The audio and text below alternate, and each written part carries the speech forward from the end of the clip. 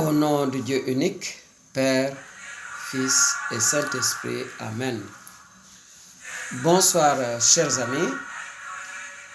Bienvenue à ce rendez-vous de formation. Cette fois-ci, nous voulons volontiers parler de la foi catholique face à la mort. Mots, expressions et gestes. Vous êtes chrétien, vous êtes catholique, ou vous avez des parents catholiques, et même si vous n'êtes pas de la religion chrétienne, il vous arrive de temps en temps d'assister à des cérémonies de funérailles catholiques. Avec cet enseignement,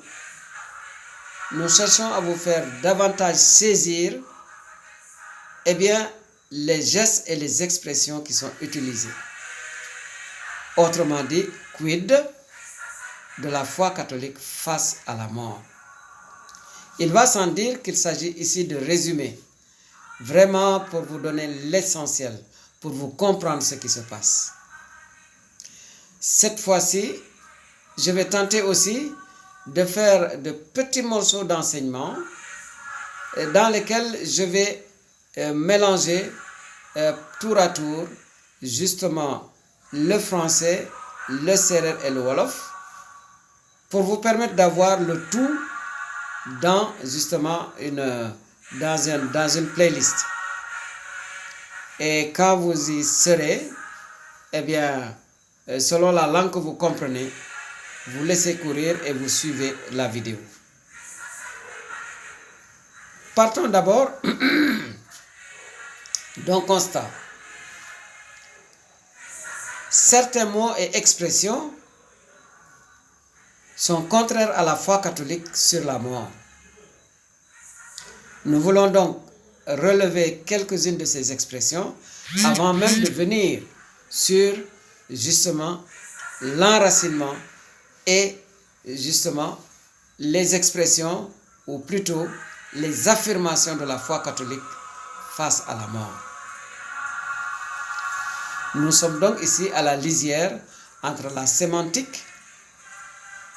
la liturgie et la foi. La sémantique, le sens des mots, la liturgie, la célébration que nous faisons de notre Dieu, en passant par Jésus-Christ, et les mots, la liturgie, et les gestes qui sont posés.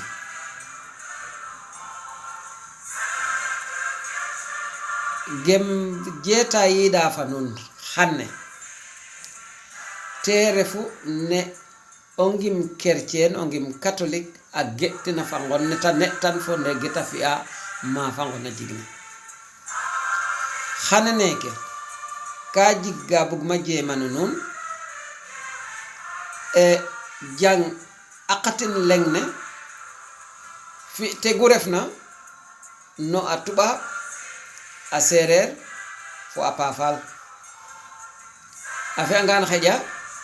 video ge mba ñaka mayo te fogum o kino kina nanga nan gilwa o ɗeta xen layge nanona o tolwa ngata o ge o njiriño ngata wago nga jiga namo o ngem chrétien na getu fangon xare chrétien na fi'a ma fangon na jigna namo chrétien na gasta wo fane nanan gil waxam rogo anu ndax chrétien ni refo catholique rogo anu ndax ko ref na dadalakas nda jiga fo chrétien ga tax ne bo lek o mada o gasangol chrétien o xoref na non a xola xame a jiga ga no ngi a mbaat nu nanan to no mbuga andoge garna fo ten fo ma xatu nem fitan koy o moƴo mayel le fop ten bibal nem xattikan fo cosaan te du nen jangule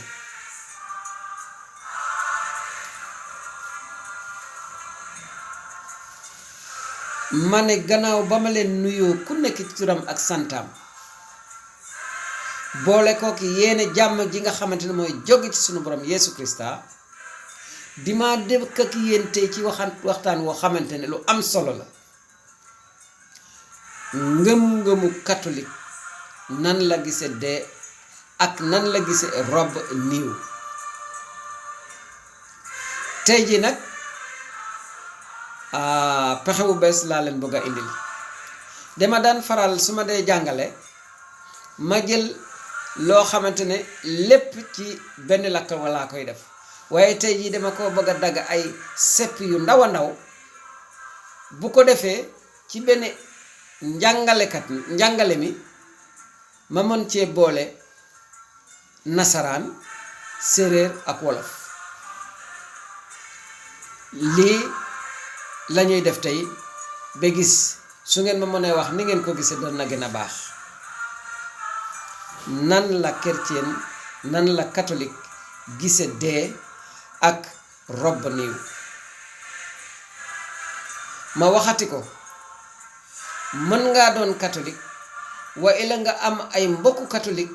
ba loolu tax léeg-léeg ngay fekke fa ñuy ñaanale ku dee bu dee ci yeneen diine yi dañuy naa fu ñuy julee niiw wóor na ma ne bëgg ngeen a xam li ñu fay def ak la ñu fay wax la ko waral loolu laa leen bëgg a faram-fàcceel tey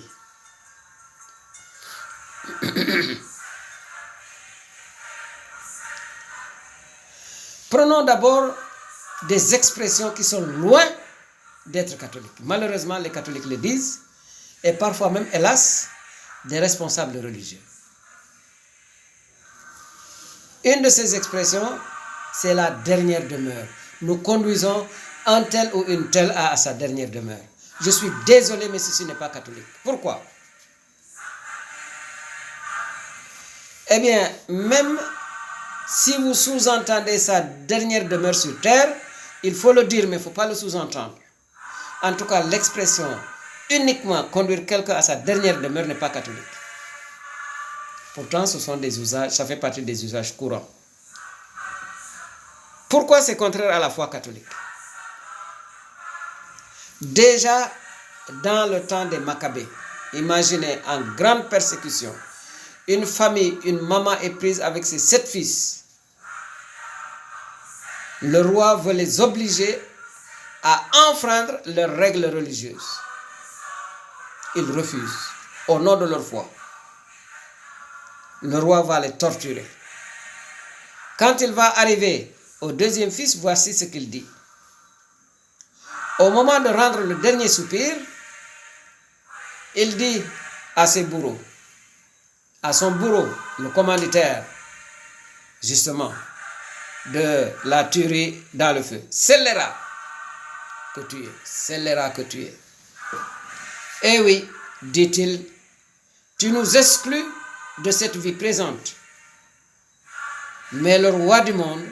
nous ressuscitera pour une vie éternelle. Nous qui mourons pour ses lois.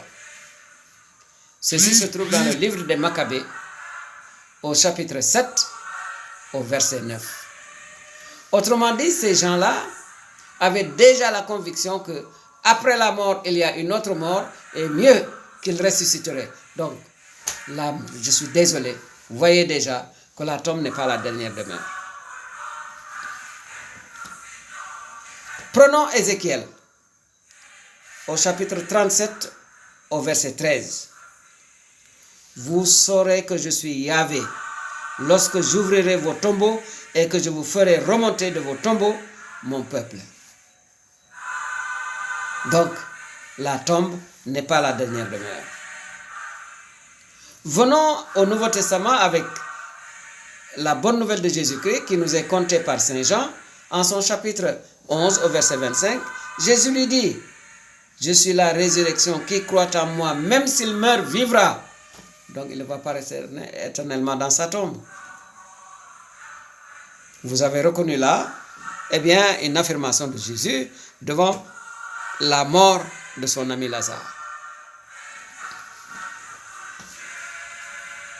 Il y a des choses que nous entendons et auxquelles nous ne faisons pas souvent attention.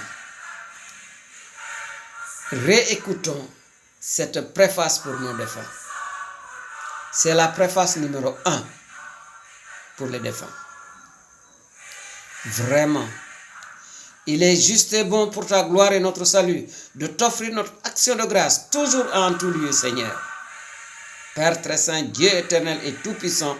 par le Christ notre Seigneur. C'est en lui qu'a resplendit pour nous l'espérance de la résurrection bienheureuse. Et si la loi de la mort nous afflige, la promesse de l'immortalité, eh bien, nous apporte la consolation. Car pour ceux qui croient en toi, Seigneur, la vie est transformée. Elle n'est pas enlevée. Ailleurs, on dit elle n'est pas détruite. Et lorsque prend fin leur séjour sur la terre, ils ont déjà une demeure éternelle dans les cieux. C'est pourquoi, avec les anges et les archanges, avec la puissance, les puissances d'en haut et tous les esprits bienheureux, nous chantons l'hymne de ta gloire et sans fin nous proclamons. Et c'est là qu'intervient justement ce chant merveilleux que Moïse, non pas Moïse, que Isaïe entendit dans le temple de Jérusalem en révélation. Dieu lui a donné d'assister à la liturgie céleste dans le temple. Et c'est là qu'il a entendu les anges chanter Saint, Saint, Saint, Dieu est 3 fois saint. C'est de là que vient notre Sanctus. Et voyons cela en résumé en séeréer. Winweka mayalaya okina nanga gaskel te ka bisano no nginan baktanum me falaya ne ke refe catholique refe falay catholique refe falay no na yonna fu bible amboy refe nginan baktan dan in no ngim aminyani lembo aminyani lalto wina lembelo le makabe wa anona ka namda ka mbaro gelo la mo ngimden talembo waxena wara dana xebba nga fi gefelo nga da ina xola ine fe grogo yal in ngodana e ma mafte meke manteno en jofi kon koy mbaga u fa in rek nda imof ke romen bogarona me andona yesu christa fa xoxum alem a re khartanen ten lazara xonna tere fo mi refu akon taxala o gimna no mi o xona nga itam xano da ko ñowa kon na yalum xeba nga tagasel itam da gen kema korkorik ba elaya to poyge ngenan baktan foge no ge o sere radam na sax ne katim en tout cas yone fo o ngim catholique bo in ogna nangil wage andona te ilembanelo te ngedanelo ten ngetta ten tiagu mbuma ma okona gaskel bo ndet ne bo consécration wajil gina lembel préface ge na adnel nen tap ne andona aketalaga te mbetando tagge imbia ka elembe o yalo xey korog sen me indefna de fangona ne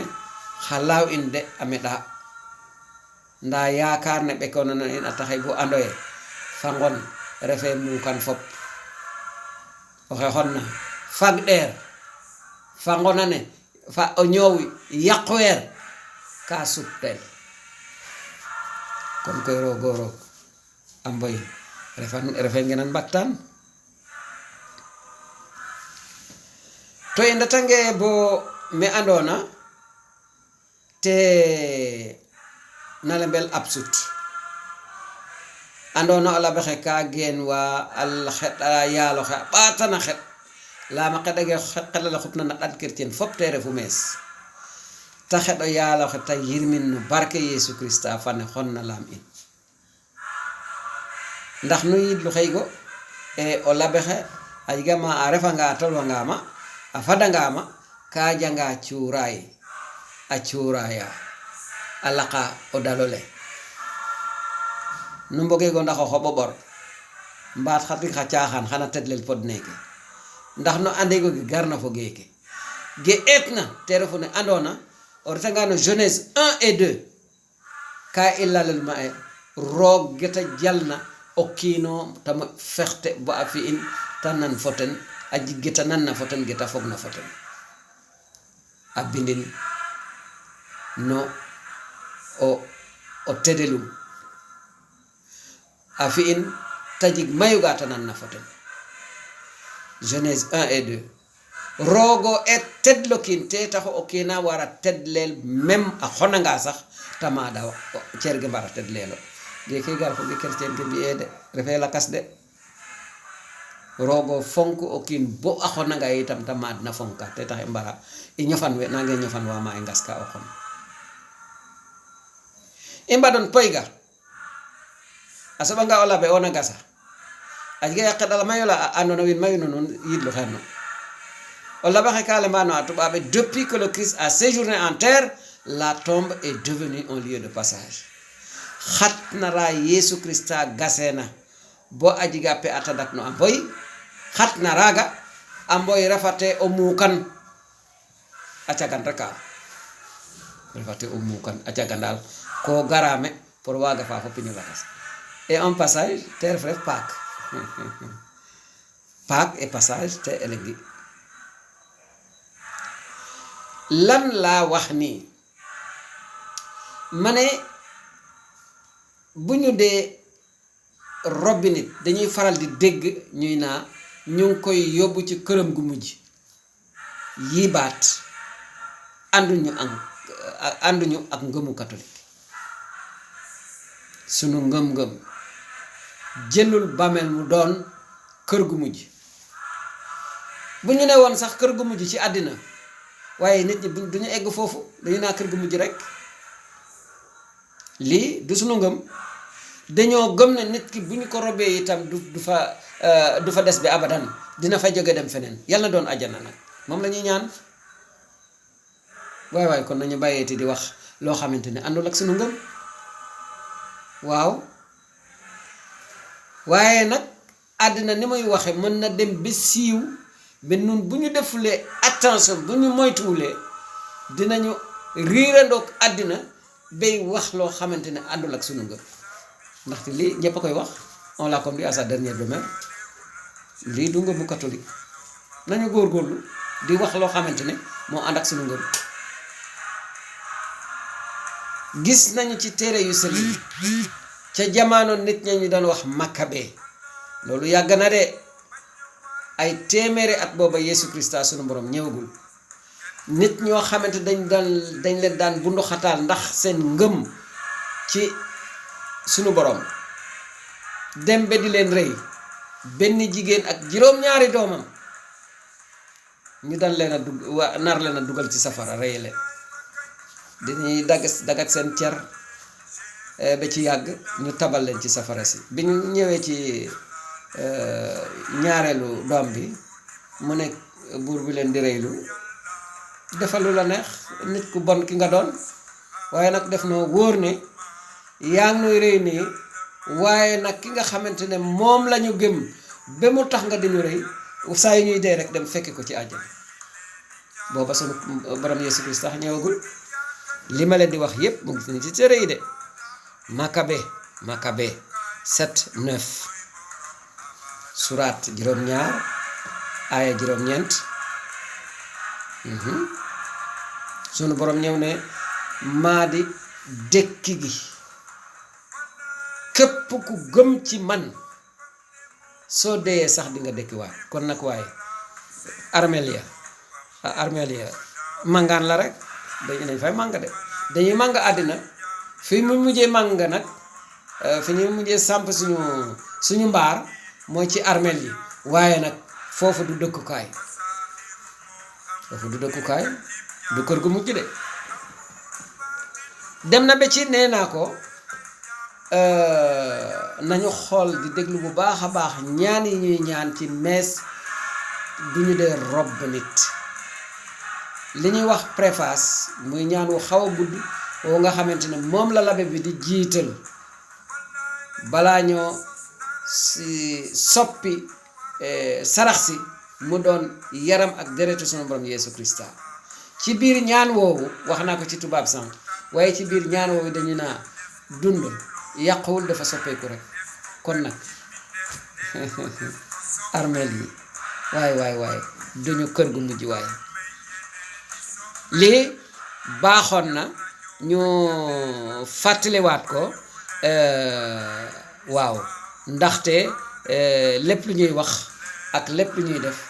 war na ànd ak li ñu gëm te yemul foofu bu ñu demee su fekkente ne labbe moo yóbbu néew bi dafa ànd ak nit ñi ca armeel ya am na ñaan wu muy def ci bàmmeel bi pour mu barkeel ko ak ndox mu sell ak doole bi ko yàlla may foofu lay waxe ne dale ko ba sunu borom Yeesu Krista nekkee ci bàmmeel ñetti fan eh bien bàmmeel doonati na daral bu ñuy màng c'est devenu un lieu de passage dara la dañ fay màng rek waaw foo màng nag lu mu yàgg-yàgg dañ fa jóge dem feneen yàlla na bu dee feneen fa ñu jëm doon àjjana ci wetu sunu borom Yeesu Krista lii mooy baat bi jiitu ci li nga xamante ne war nañ koo moytu parce que dañ koy wax te jubul àndul ak sunu ngëm ba ci kanam ci turu yàlla benn baay bi ak doom ji ak xel mu sell mi amen